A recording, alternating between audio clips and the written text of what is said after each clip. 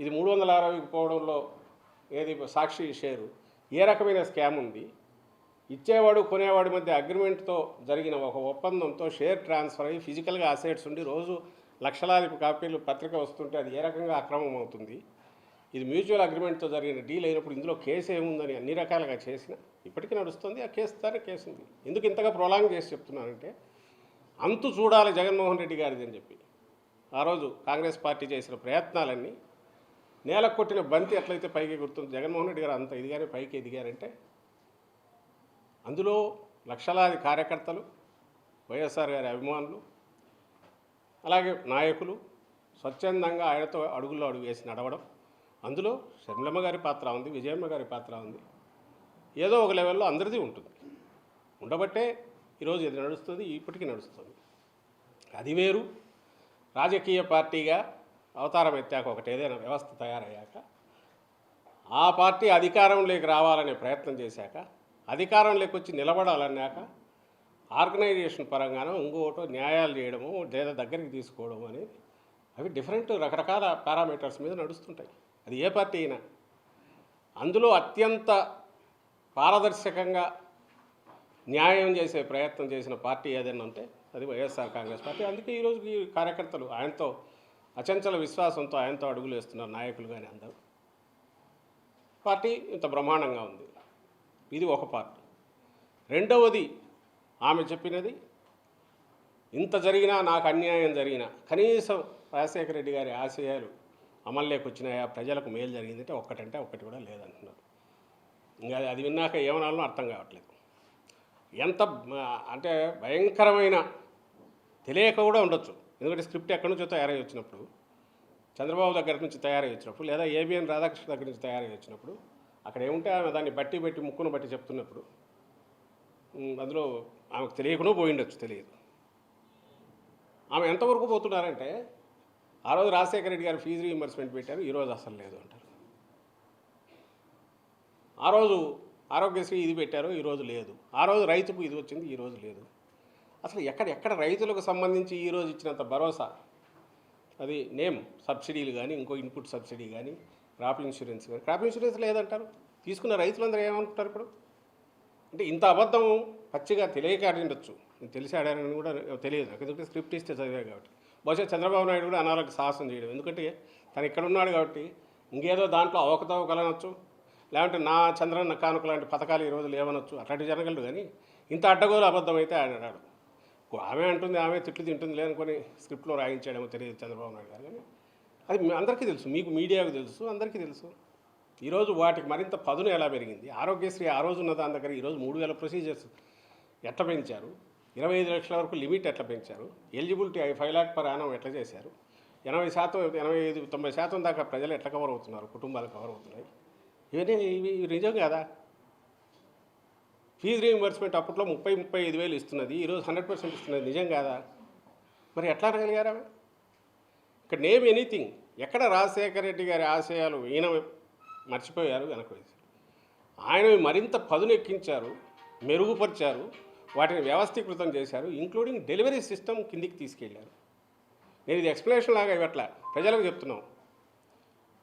ఆమె అనే మాటల్లో ఆమె మిగిలిన వాళ్ళు ఎలాగో అంటున్నారు. ఈరోజు ఈ కేవలం జగన్మోహన్ రెడ్డి గారి చెల్లెలనే ఏకైక అర్హత, రాజశేఖర రెడ్డి గారి బిడ్డ జగన్మోహన్ రెడ్డి గారి చెల్లెలని ఏకైక అర్హతతో సోనియా గాంధీ వాళ్ళు తెచ్చి ఈ పోస్ట్ ఇస్తే అక్కడి నుంచి ఇక్కడికి వచ్చి ఇమ్మీడియట్ మొదలుపెట్టి రోజు రోజుకు అటాక్ పెంచుతున్న దాంట్లో ఇంత అబద్ధాలు కనపడుతున్నాయి. ఇవి ప్రజలు గమనించాలి, ప్రజలకు చెప్తున్నాం. ఇంకో విషయం కూడా చెప్పదలుచుకున్నాం. షర్మిలమ్మ గారికి సంబంధించినంత వరకు 2.5 ఏళ్ళు పార్టీ అక్కడ, నాకు తెలిసి 2.5 ఏళ్ళు తెలంగాణలో పెట్టినట్టున్నారు, వైఎస్ఆర్ తెలంగాణ పార్టీని. సరే, ఆ స్టేట్కి వెళ్ళారు, పార్టీ పెట్టారు. అప్పుడు చాలామంది అడిగారు, మీ కామెంట్ ఏంది, మీది ఏంది. ఆమె she chose her path and అక్కడ ఏదైనా చేసినా we wish her all the best అనేది చెప్పాం. ఆమె ఏమైనా మంచి ఇదైతే మా వైఎస్ఆర్ కుటుంబ సభ్యురాలుగా, జగన్మోహన్ రెడ్డి గారి చెల్లెలుగా సక్సెస్ అయితే హ్యాపీగానే ఫీల్ అవుతామన్నాం. సరే, వాట్ ఎవర్ ద రీజన్స్, అది జర్నీ అయింది, సడన్గా కట్ అయింది.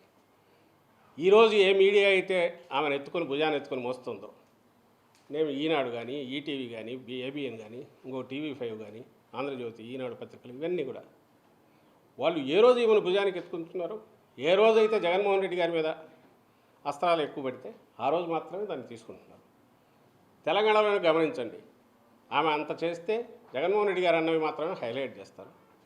ఆఖరున కాంగ్రెస్ ఆమెను పొత్తు పెట్టుకోమని కానీ నువ్వు పోటీ పెట్టొద్దని కానీ ఆమెను వచ్చి రిక్వెస్ట్ చేసింది లేదు. కనీసం second rank third rank leaders అయినా ఆమెంతటా ఆమె స్వచ్ఛందంగా అనౌన్స్ చేసుకున్నారు.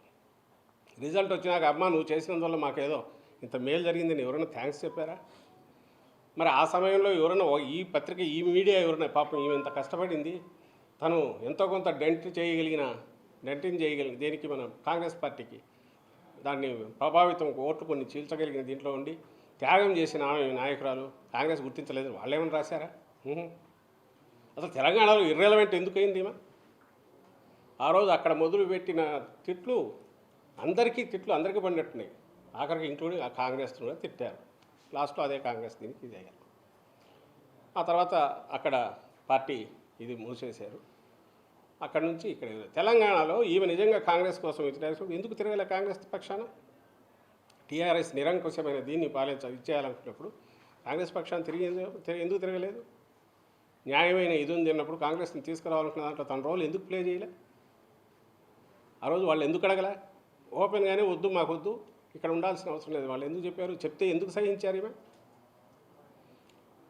ఈ మధ్య ఇటీవల కూడా అక్కడ ముఖ్యమంత్రి రేవంత్ రెడ్డి ఆయన ఎవరో Radhakrishna open heart surgery open heart with Radhakrishna RK surgery అని వచ్చింది సార్. ఓపెన్ హార్ట్ విత్ ఆర్కేలో దాంట్లో మాట్లాడుతూ ఏమంటాడు, రాజశేఖర రెడ్డి గారు అప్పట్లో టీఆర్ఎస్ నుంచి మిగిలిన వాటి నుంచి వలసలను ప్రోత్సహించి డిఫెక్షన్స్ ప్రోత్సహించడం వల్ల ఇప్పుడు ప్రకృతి దాన్ని ఎట్లా కేర్ తీసుకోవాలని అట్లా తీసుకుంది. అర్థమేమండి? అంటే ఆయన మరణించింది దానివల్లనే కదా. వేరే మీనింగ్ ఏమొస్తుంది నాకు అర్థం కావట్లేదు. ప్రకృతికి ఈ డిఫెక్షన్స్కి సంబంధం ఏముంది? ప్రకృతి ఎక్కడ వర్షం పడి ఆగుతుంది పంటన అయిపోవడానికి. మరి అన్నప్పుడు ఆ పార్టీలో కనీసం అలాంటి పార్టీలో ఈ రోజుకు అక్కడ ఉన్న ఒక వ్యక్తి అందులో సాక్షాత్తు ముఖ్యమంత్రి, ఆ పార్టీ ముఖ్యమంత్రి అక్కడ అంటుంటే అసలు ఎట్లా దాని గురించి ఏమంటారు? ఎందుకు ఈ రియాక్షన్స్ ఎందుకు జరుగుతుంటే మీరు మాట్లాడాల్సినవి ఇవన్నీ ఉన్నాయి. షమ్లమ్మ గారు తన బిహేవియర్ దానికి సంబంధించి చెప్పాల్సినవి ఇవన్నీ ఉన్నాయి. అక్కడ నుంచి ఇక్కడికి రావడం ఇక్కడ మొదలుపెట్టారు. బహుశా ఈరోజు మాట్లాడిన దాంట్లో కూడా అవి ఏ స్టేట్లో ఉండాలనుకో మాట్లాడారో తెలియట్లా. ఏది వైఎస్ఆర్ గారి ఆశయాలు అవి అమలు కావట్లేదు, ఈ రాష్ట్రంలో అసలు పాలన అనేది సరిగా లేదు, సంక్షేమం లేదు, ప్రజల మేలు గురించి పట్టించుకోవట్లేదని ఎప్పుడైతే అన్నారో అది ఆమె ఆంధ్రప్రదేశ్లో ఉండి మాట్లాడుతున్నా అంటున్నారో లేక తెలంగాణలో మాట్లాడుతున్నారో నాకైతే అర్థం కాదు. ఇంత డొల్లతనంతో అసంబద్ధతతో కూడిన వీటి గురించి ఎందుకు రెస్పాండ్ కావాల్సి వస్తుంది ఏమాత్రమన్నా అంటే కన్ఫ్యూజ్ అయ్యే అవకాశం ఉంటుంది ప్రజలు. కాబట్టి ఈ జరిగిన దీంట్లో ఏదైనా ఉంటే ఆమెకు ఏదైనా అన్యాయం జరిగింది అనుకుంటే ఏం ఆశించి ఆమె తన అన్న కోసం తిరిగారో ఆమె చెప్పాలి, ఏం ఆశించి ఆశాభంగం కలిగిందో అది చెప్పాలి. రాజకీయాలు అనేవి కేవలం పదవుల పంపకం కుటుంబంలో పంచుకోవడానికా లేక అది ఒక పార్టీ అనేది హెల్తీగా ఉండాలంటే బ్రాడర్ డెమోక్రటిక్గా అందరూ ఇన్వాల్వ్ అయ్యి కుటుంబానికి అతీతంగా నడవాలన్నా ఏది ఆదర్శప్రాయమైంది? మీరు మీడియా కూడా ఆలోచించాలి. ఈరోజు జగన్మోహన్ రెడ్డి గారు వేస్తున్న అడుగులు కానీ పార్టీని నడుపుతున్న తీరు కానీ ప్రభుత్వంలో కుటుంబానికి సంబంధించి పరిమితం చేయడం కానీ ఎక్కడికక్కడ చేయడం అనేది అదే ఆదర్శప్రాయమైంది. ప్రజలు ఎన్నుకున్నది రాజకీయ పార్టీని, ఆ పార్టీ నాయకుడుగా అధినేతగా జగన్మోహన్ రెడ్డి గారి ఆలోచనలు నచ్చాయి.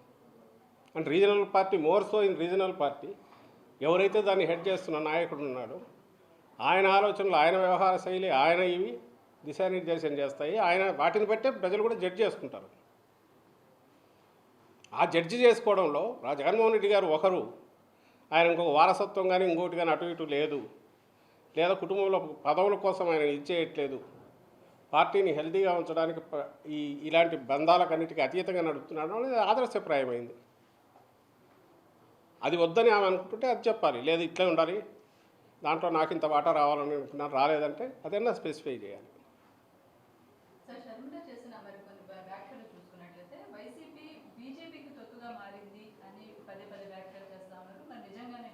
అది కూడా ఇప్పుడు వైఎస్ఆర్సీపీ ఇక్కడ భారతీయ జనతా పార్టీకి సంబంధించి ఒక స్టూజ్లాగా ఒక తొత్తులాగా మారిందని అంటే వాళ్ళకి అప్పచెప్పిందంటే ఎక్కడ ఏ దేంట్లోనో చెప్పాలిగా.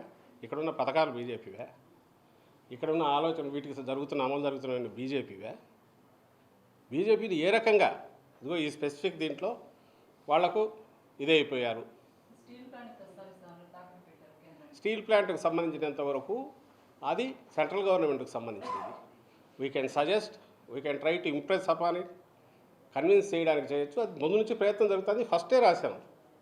జగన్మోహన్ రెడ్డి గారు అందరికంటే ముందు రియాక్ట్ అయ్యి అక్కడికి డెడికేటెడ్ ఓవర్ సప్లైస్ ఇవ్వడము, వాళ్ళ డెట్ రీస్ట్రక్చర్ చేసి ఫర్దర్ లాంగ్ పీరియడ్కి తీసుకొని రావడము, దానికి సెంట్రల్ గవర్నమెంట్ షూరిటీ ఇవ్వడము, అలాగే ల్యాండ్ సర్ప్లస్ ఉన్నవి ఏదైనా కొంత మార్కెటబిలిటీ ఉంటే వాటిని ఇచ్చేసి దానికి అవసరమైన దీన్ని పూల్ చేయడము, ఫండ్స్ పూల్ చేయడము, డెట్ తగ్గించుకోవడము, ఇవి చేసి నిలపండి. ఎందుకంటే ఇది ఎమోషనల్కి సంబంధించింది, సెంటిమెంట్కి సంబంధించింది. దిస్ ఈజ్ నాట్ సంథింగ్ ఏదో జస్ట్ బిజినెస్ వెంచర్ కాదు అని రాశారు. తర్వాత కలిసినప్పుడు చెప్తున్నారు, ఎప్పటికప్పుడు జరుగుతోంది. ఇంతకు మించి వేరే రకమైన పోరాటం ఎవరైనా చేయగలరా? అక్కడ కాదు, కానీ ఆయన సమక్షంలోనే దాన్ని మెన్షన్ చేశారు. ప్రధానితో తాను పార్టిసిపేట్ చేసిన ఉత్తరాంధ్ర జిల్లాల్లో జరిగిన సభలో ఆ స్టేజ్ మీదనే స్పెషల్ స్టేటస్ ఒకటి మెన్షన్ చేశారు. మనం డెమోక్రసీలో ఉన్నామా లేక ఇంకెక్కడ ఉన్నాం? స్టేట్ ఏం చేయాలి దీంట్లో? పోరాటం అనేది ఏంటి? దానికి నిర్వచనము, ఆ స్వరూపం ఎట్లుండాలో చెప్తే దాని ప్రకారం ఆలోచించవచ్చు. అవేమీ లేకుండా దాన్ని సాధించలేకపోయారు అని అంటే దానికి ఆన్సర్ ఏముంటుంది? ప్రయత్నాలు చేస్తున్నారా లేదా? ప్రయత్నం లోపం ఉందా?